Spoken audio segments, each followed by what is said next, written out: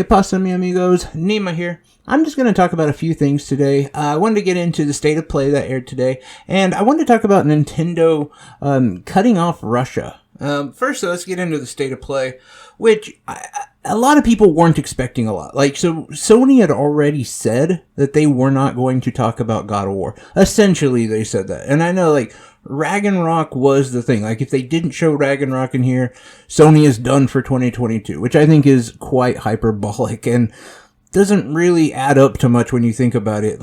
It's still early. We're in the third month of the year. It's not surprising they wouldn't show Ragnarok right now. But we were hoping for a few other things that, I don't know, maybe would point to a bigger spring/summer, fall, and it was what it was. Just to give a little recap on it. So it started off with Exoprimal, which I don't know how you mess up dinosaurs, guns, and the PlayStation 5, but to me that game looked awful. I saw it and I was just like, what the hell is this? They would have done better if they would have made a Dino Crisis 4 or whatever. That could have been a lot cooler. This looks really, I don't know, campy and dumb.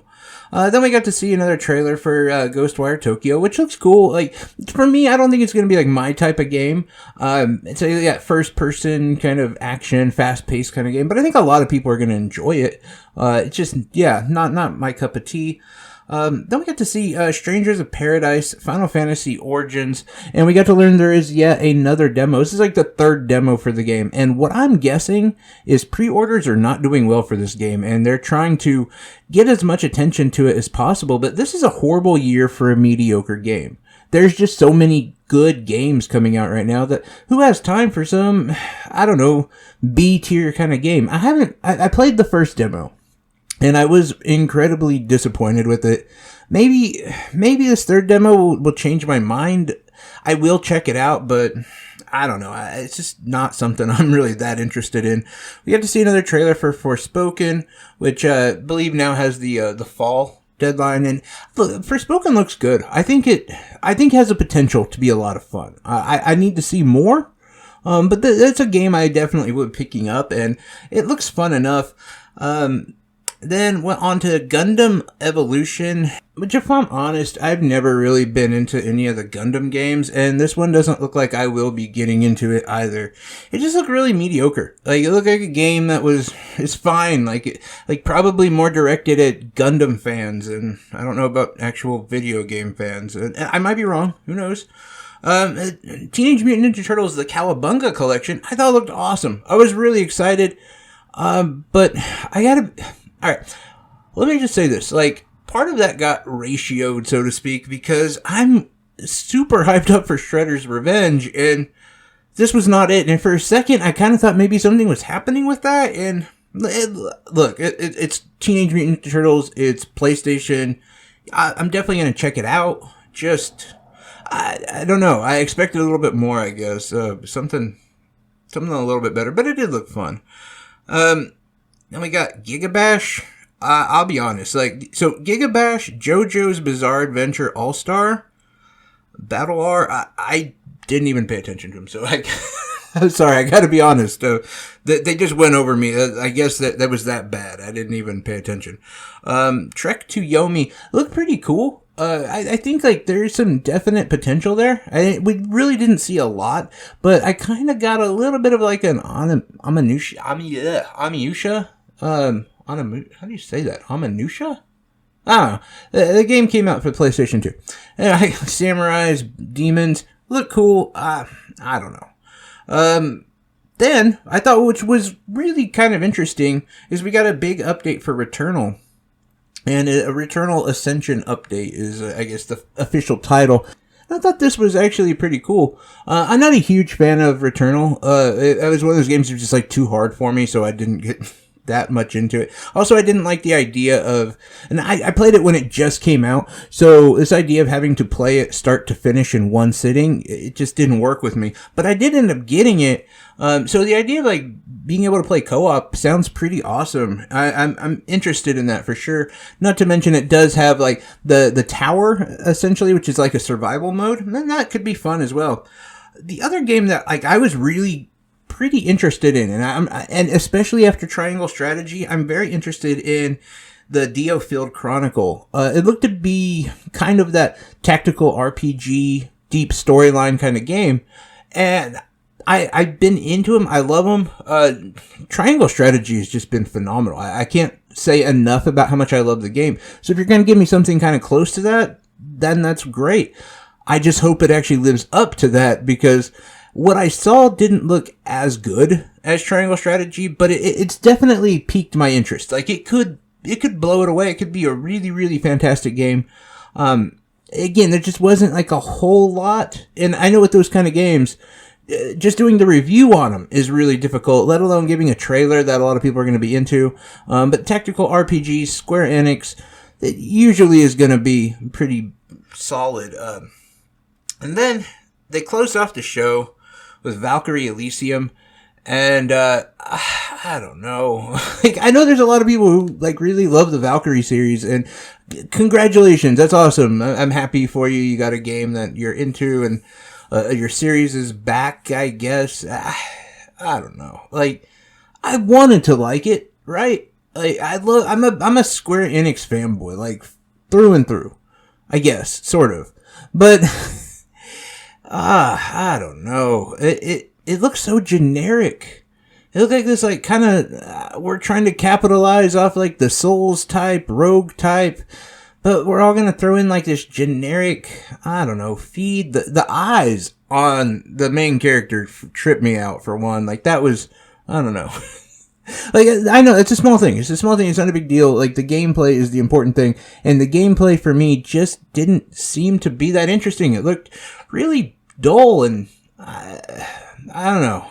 You're going to have to do a lot more. For me, it's another game like Strangers of Paradise. Like, maybe if it's on sale, I might check it out. Or if it gets really good reviews, I might get it. Yeah, I don't know. It doesn't look that great to me. Anyway, so like the state of play, for instance, like from my point of view, was weak. It really was. Like, and I understand like Sony people, they're going to be dug in and talk about how great this looks. But honestly, if you ask me, I think if you are a Sony fanboy or a Microsoft fanboy, you got to admit, at least right now, the year of 2022 looks to be the year of Nintendo. Nintendo just has a better game lineup right now. I'm not saying they look better. I'm not saying whatever. I'm sure you can find all sorts of rationale why your system's going to be better. And that's fine. Do what you got to do. But I'm just saying, game-wise, title-wise, Nintendo seems to be a strong year for them this year. And we're not even into the holiday season yet. But just like having Mario Strikers, for instance, come out. Not to mention like Kirby's coming out this month. Like, there's just so many games that like Microsoft, they have all these wonderful IPs that are now under their umbrella, but that's going to be years before we see anything major come out of that. Sony, I think they're going to be pushing to get a game out at the end of 2022, and I don't think it's going to be any of the games we think it is. Like I was really excited for that Hogwarts Legacy game, and I'm almost forgetting about it now. Like, they haven't talked about it in almost 2 years. Like, I don't know. Like, it's just, it seems to be Nintendo's year is 2022, and that's fine. Like, every console, every system has like their own year that they do really well in. Anyway, I did want to talk about the issue happening in Russia, and I'm not going to get to the politics of Ukraine and Russia, and I think like what's happening is horrible, and I've plan to reach out to a lot of people who are doing like money raising, fundraising shit, doing live streams to get money to Ukraine, and I'll definitely help and do what I can in any way that I can, because I do think like any war is horrible, and obviously what's happening with Putin and going into Ukraine is it's messed up. It's messed up on like multiple levels. It happens all over. Okay, like. Every country pretty much has, a horrible leader who does this kind of stuff. I don't want to get into all of that. But what I do want to say is Nintendo has basically barred off their Russian users from accessing their Nintendo Switch accounts and Nintendo accounts in general and being able to play the games online. Which I basically will take you off of like your ability to play most of the Nintendo games, especially if you're digital. And I think that that's kind of messed up. I gotta be honest. Like, these people, and especially a lot of them who are against the war, like, they're getting kicked multiple times in the genital region. Like, not only is their economy and their everything they built worth zero now, they're against a war that's happening. It's like killing their own like people essentially, and they can't even like relax in game. Like, it's bad over there. Facebook, all sorts of like social media is going black over there. Like, everyone's pulling out, and it just feels like to me, in a lot of ways, like, we're attacking the Russian people when it's not their fault. Like, they don't have a horse in this race. This is Putin's ordeal. Like, why don't you, I don't triangulate Putin's stuff and shut his, like, cyber crap down? I don't know, like, but the average person, especially, like, the protesters who are being, arrested and hauled off to gulags and we don't know what's happening to them, like, by the thousand. Like, those are some of the, like, heroes of our modern day and age. People who are in Russia protesting the war, knowing the horrible sacrifice they're going to go through, just to get their point across that they're against this war. And they can't even, like, go home and play, like, some Mario. I don't know. Like, it just, I don't think we're handling all that right. And I think there is a problem with who we're attacking and how we're going after them. And ultimately, I don't think the Russian people are the equivalent of the Russian government or Putin himself. And I think we got to be careful with a lot of that stuff. We've seen it time and time again. But anyway, that's it for me. I did want to just really talk about the state of play and kind of touch on the whole thing with Russia. Kind of curious what your thoughts are on all this. And am I wrong about the state of play? Like, do you disagree? Did you find a bunch of games you think are going to be awesome? And if so, let me know. Anyway, guys, have a great one. Take care.